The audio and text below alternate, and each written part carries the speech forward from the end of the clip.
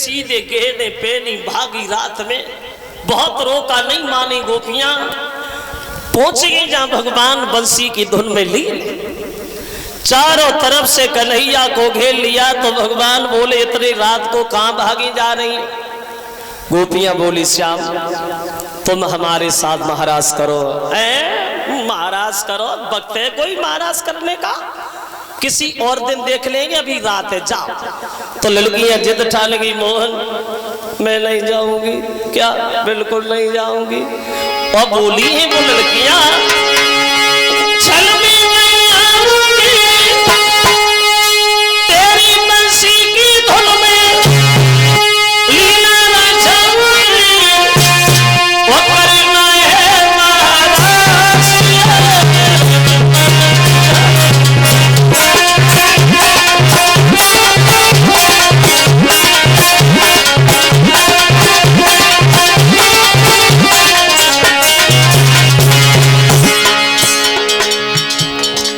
समझ गए भगवान, अब ये लड़कियां मानेंगी नहीं। महाराज शुरू हो गया, जितनी सखियां उतनी सुंदर लीला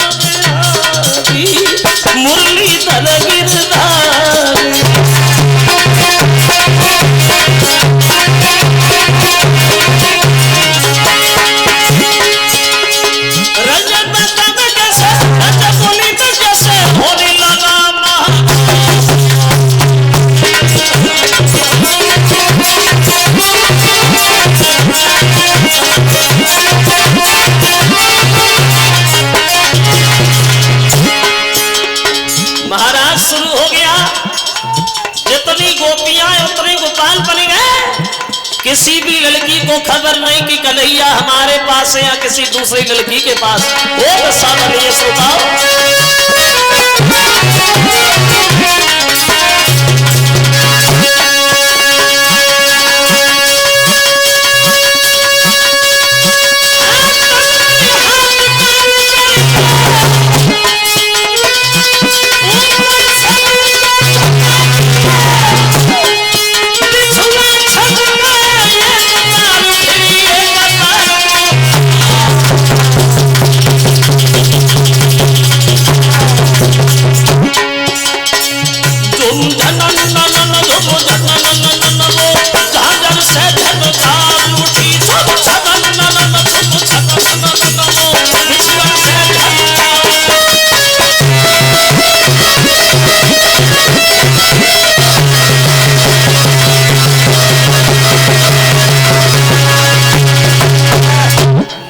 शुरू हो गया।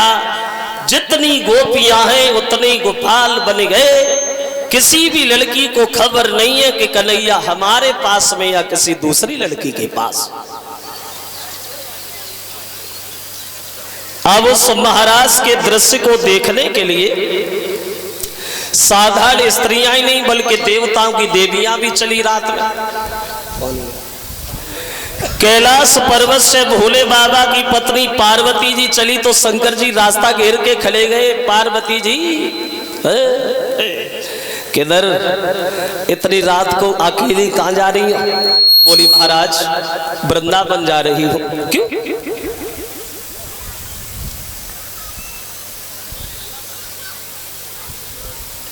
जवाब दिया वो कृष्ण की लीला हो रही है, महाराज देखने जा रहे हैं। तो भोले बाबा बोले पार्वती अकेली अकेली जा रही, हमें भी लिए चलो हम भी देखे आएंगे। तो बोली प्रभु वहां औरतें ही औरतें जाती, पुरुषों का कोई काम नहीं। औरतें जाती पुरुष नहीं जाते। क्यों नहीं जाते? मैं तो जाऊंगा। बोली तुम्हें तो कोई अंदर भी नहीं घुसने देगा भोले बाबा। क्या? हाँ। तो शंकर जी बोले पार्वती एक बात बता, वहां औरतें तो जाती हैं, हाँ औरतों को कोई नहीं रोकता। हाँ भैया, तो तुम्हारे पास तुम्हारी कोई साड़ी रखी है क्या? मतलब ये है। तो बोले गौरा से एक दिन यूं बोला, प्यारी हम भी जानाने बनेंगे। ओ बोले गौरा से एक दिन बोला,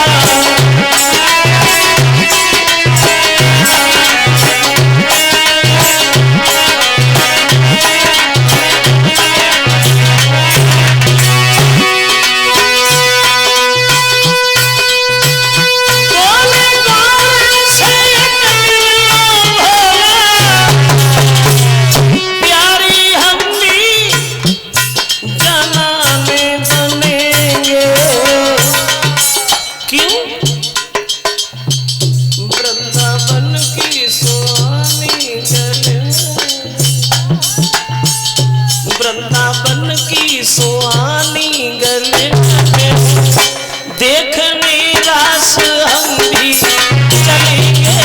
ओ वृंदावन की सुहानी गले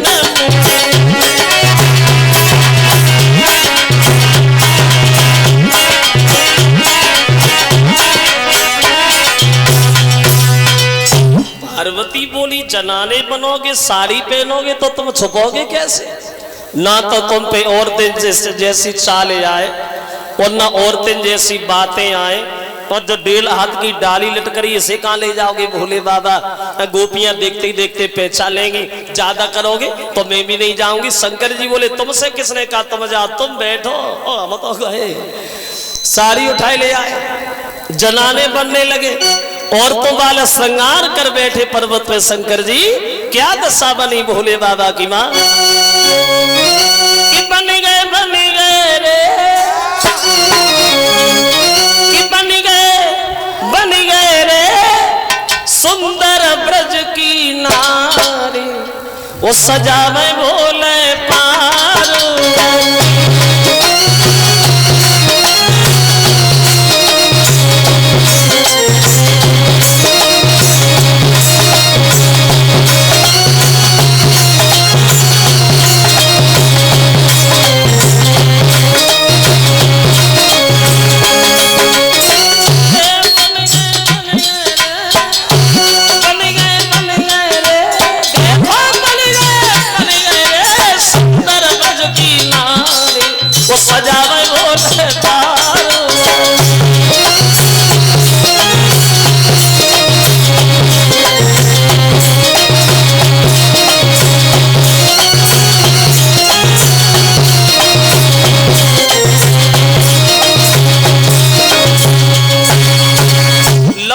घूंघट मारो, खल आगे हो गए। अब बोलो पार्वती, अब भी कोई पहचानेगा क्या? पार्वती बोली, शंकर जी गोपियां देखते ही देखते पहचान लेगी, मेरी बड़ा हंसी होगी, ज्यादा करोगे तो मैं भी नहीं जाऊंगी। शंकर जी बोले, तुमसे किसने कहा तुम जाओ, तुम बैठो। हम तो गए, चल दिए। पार्वती बोली, रुको हम नहीं आ रहे। बोले, तुम आगे आगे चलो, हम पीछे पीछे चल रहे। अब आगे आगे पार्वती, पीछे भोला भंडारी। बड़े मगन है मन में शंकर जी, विचार आ रहे, बचपन में कन्हैया को देखा था, दोबारा फिर दर्शन होंगे, ये सोच के आगे बढ़े। लेकिन महाराज में घुस भी नहीं पाए, उससे पहले गोपी ने रास्ता में दरवाजे पे खड़ा कर लिया। खड़ी हो जाओ। पार्वती बोली, हम तो महाराज देखने आए। देखो, खूब देखो, ऐसे थोड़ी देखोगी। कैसे देखेंगे? परिचय बता, कहां से आई, क्या नाम है तुम्हारा, कहां रहती हो? तो पार्वती मन में सोचने लगी, हम अपना परिचय तो दे देंगे, जो पीछे घूंघट मारे खड़े इनके लिए क्या कहेंगे, ये कौन है? बोले, तुमने हमें पहचाना नहीं, मैं हूं ना, मैं कैलाश पर्वत से आई हूँ। गोपी बोली, अच्छा माफ करना पार्वती जी, शंकर जी की पत्नी हो आप जाओ, आप जाओ। अब पार्वती अंदर घुसी, भोले बाबा घूंघट मारे पीछे ही लगे। अब गोपी ने खड़ा गली, खड़ी हो जाओ, तुम भी तो बताता हूँ कहां से आई। अब बोली नहीं रहे, चुपचाप खड़े हैं। तो पार्वती ने मुड़ के देखा, शंकर जी तो दरवाजे पे ही रह गए, लौट नहीं। क्यों? इन्हें काय को रोक लिया, इन्हें क्यों नहीं जाने दिया? गोपी बोली, माफ करना पार्वती, हम आपको तो जानते हैं, भोले बाबा की पत्नी है, और जे घूंघट मारे खड़ी जे मेरे समझ में ही नहीं आई। अगर तुम्हारे संग आई है तो तुम्हें इनका परिचय दे दो। पार्वती सोच लगी, हाय अब का कहे। भोले बाबा का हाथ पकड़ा, धीरे से झटका दिया, कितनी बार का घर पे बैठो, नहीं मान। अब ये बता दे इससे क्या कहे तुम हो कौन? शंकर जी ने भी सारा कर दिया, मन में सो कह दिन भीतर न पहुंचने मेरे कहा है, फिर तो सब देख ही जाइए। अब पार्वती बात बदल गई, आपने ने पहचाना नहीं, वो पहचाना इसलिए नहीं कभी देखा नहीं, ये है ना कोई गैर थोड़ी। बोले कौन है? बोले सुनो ना कौन है। बोली कि जय गणपति की किनकी। बोले जो मेरे पुत्र गणेशी है ना, कि मेरे बेटा की बहुरिया मानवी सही।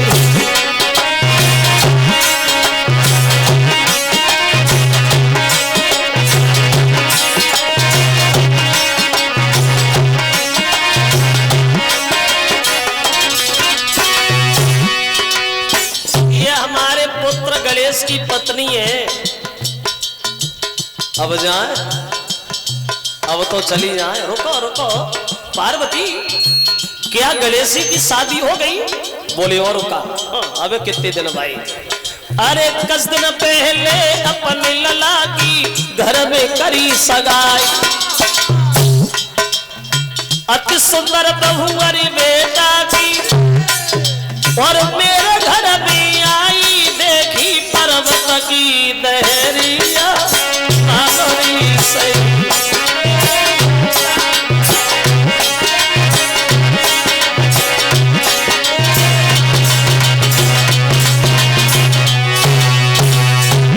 अब तो जान परिचय दे दिया, अब तो जाने दो।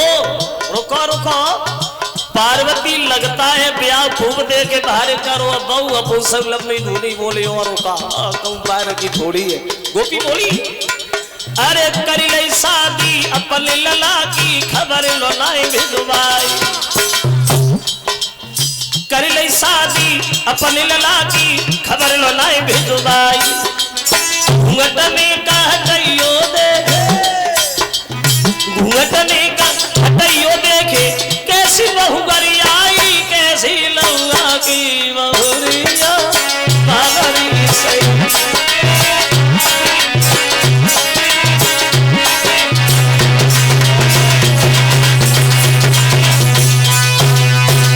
गोपी ने उत्तर दिया पार्वती चलो शादी में नहीं बुलाया, कोई बात नहीं, यहाँ आई गई उन्हें घूंघट हो चुका, हम भी देखे कैसी गणेशी की पत्नी है। पार्वती सोचने लगी हाय अब का कहे। फिर बात बदल गई, यहाँ घर पे आ गई, यहाँ देखने दूं, यहाँ नहीं देखने दूंगी भाई आना। और शंकर जी का हाथ पकड़ा, जल्दी जल्दी अंदर घुस गए। ये 501 रुपया भिजवा रहे श्रीमान अभिलेख यादव, जो ये कुचेला त्राहा मैनपुरी के रहने वाले हैं। उन अभिलेख यादव जी की तरफ से ये 501 रुपया हमारे करीब आया है, और एक मुकुट, एक फूलों का हार 10-10 रुपया, और एक टिफिन कलश वाली कन्याओं को यशवंत यादव भतीजे लव यादव नगला लायक मैनपुरी के रहने वाले हैं। 50 रुपये आए हैं उत्तम यादव सनव आलोक यादव की तरफ से। लिखा है एक होली सुना दीजिए। चलो देखेंगे, सुना देंगे, अभी थोड़ी देर, अभी इंतजार करो, इंतजार बहुत जरूरी है, थोड़े इंतजार कर।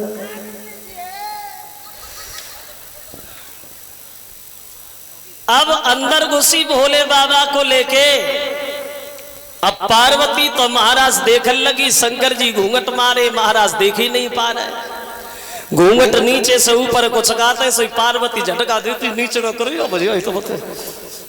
बड़े परेशान महाराज देखने गए, देख ही नहीं पा रहे। लेकिन एक नजर शंकर जी की पड़ेगी कन्हैया के ऊपर, जो कन्हैया गोपियों के साथ नाच रहे थे, और जो कन्हैया को नाचत वो देखो। शंकर जी सोचने लगे बारे करिया, ओरे तो में बड़ा गुड़वरे, कैसे नाच रहा हो, ऐसा लगता है गोपियां पागल कर ली इसमें। अब भोले बाबा मन में विचार करने बैठे बैठे सोच रहे कि जे करिया करिया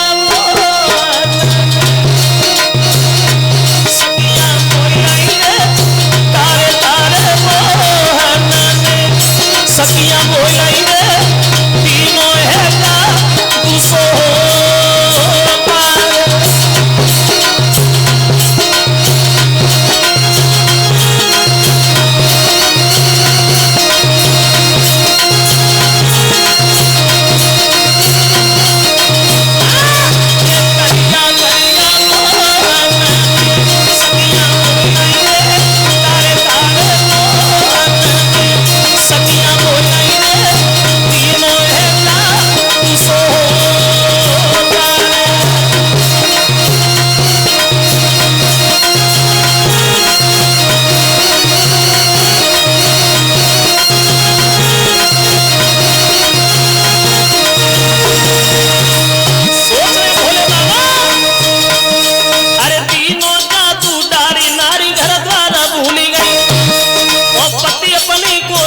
श्याम के संग नाच रही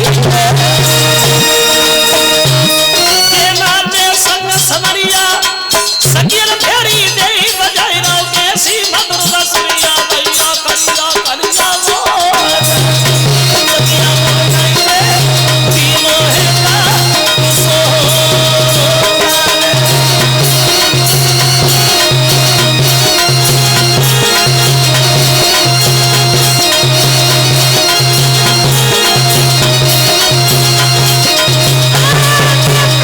भैया करिया करिया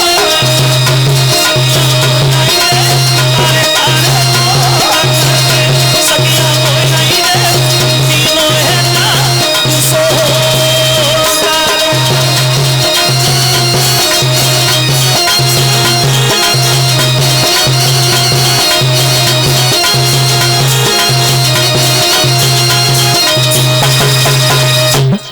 चैनन आयो नाथ को अब सुंदर छटा निहारी सोई डमरूली नो हाथ में बसाड़ी धरी उतारे वो कूद पड़े महारास में दिल पार्वती हैरान वो नाचे गोपिन संग में बेगोपेश्वर भगवान। तसल्ली नहीं आई, साड़ी उतारी दूर फेंक दे, डमरू लिया कूद पड़े गोपियों में, नाचना शुरू हो गए। तब इनकी पहचान हुई कि शंकर जी आए था, लेकिन जना नहीं बन के आए। तब इनका नाम पड़ा है गोपेश्वर। अब क्या होगा? अब महाराज तो हो ही रहा है, लेकिन गोपियां अपने मन में एक घमंड कर बैठे। वो मन में सोचा कि अब तो कन्हैया हमारे बंधन में है। हमने इनसे कहा महाराज किया करो तो किया, अब कहेंगे बर्तन साफ करो तो करेंगे, किधर जाएंगे। तो गोपियों के घमंड को दूर करने के लिए थोड़ी देर को छुपी गयो छुपी गयो छुपी गयो रे वो सखियन के बीच ते छुपी।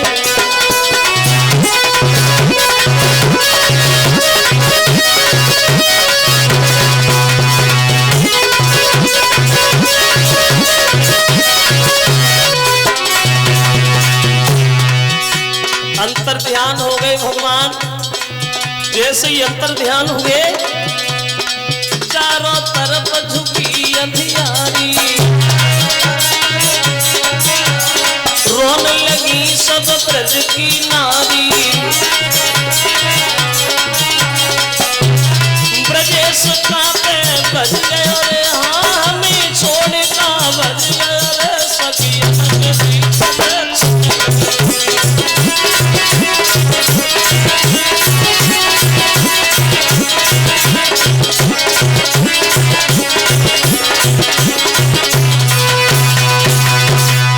चारों तरफ अंधकार ही अंधकार छा गया, प्रकाश नष्ट हो गया। तो गोपियां क्षमा मांगती है, प्रभु भूल हो गई, अब घमंड कभी नहीं करेंगे। फिर सबके बीच में आए हैं और भोले बाबा चले हैं पार्वती को लेकर के महाराज संपन्न करने के बाद पर्वत के लिए। और कल ही आए इधर लौटे आते हैं वृंदावन में। हुआ ऐसा, ले पार्वती संग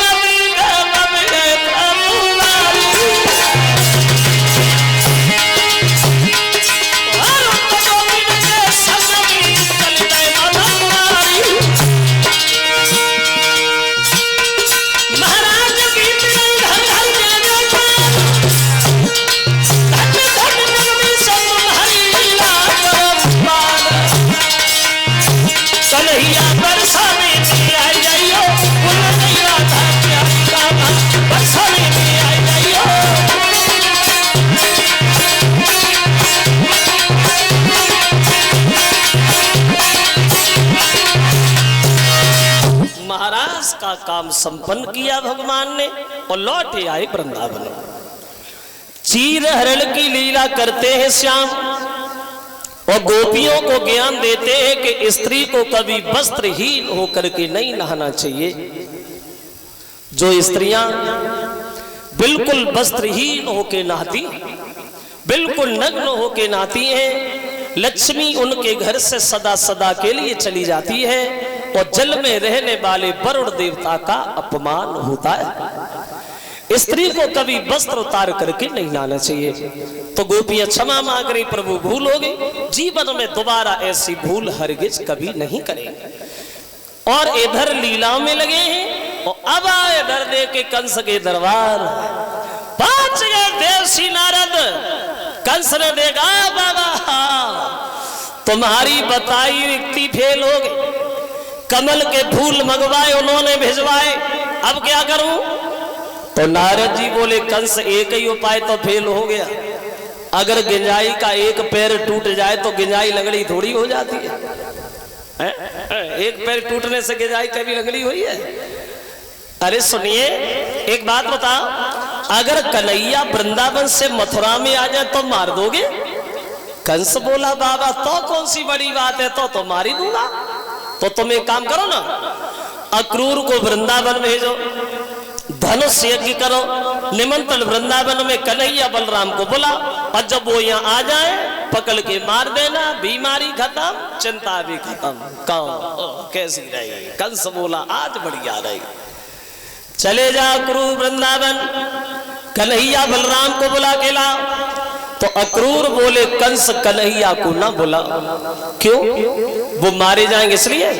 बोले नहीं भोजराज, जब तक कन्हैया वृंदावन से मथुरा में नहीं आ रहे हैं तब तक तो सही सलामत हो, और जिस दिन कन्हैया वृंदावन से मथुरा में आ गए उसी दिन तुम्हारे जीवन का आखिरी दिन होगा कंसराज, इसलिए जब तक बचे हो तब तक ही बचे रहो। लेकिन नहीं माना, भेज दिया अक्रूर को वृंदावन। यज्ञ की तैयारियां होने लगी। अक्रूर जब वृंदावन में नंद बाबा से मिले हैं तो नंद बाबा बोले भैया निमंत्रण आया है तो निमंत्रण में हम चलेंगे, लेकिन कन्हैया बलराम को न ले चलेंगे। ग्वाल वाल बोले बाबा क्यों डर रहे हो, कन्हैया क्यों नहीं जाएंगे? जरूर जाएंगे। अगर वो कंस मथुरा का राजा है तो हम यहाँ वृंदावन में किसी से कम नहीं है, अवश्य जाएंगे। शाम सुबह जब सुबह हुआ है, अक्रूर नंद बाबा कन्हैया बलराम को लेके जिस समय चले हैं श्रोताओं, तो यशोदा रोने लगी। जा रहा है लाला? बोले हाँ मैया।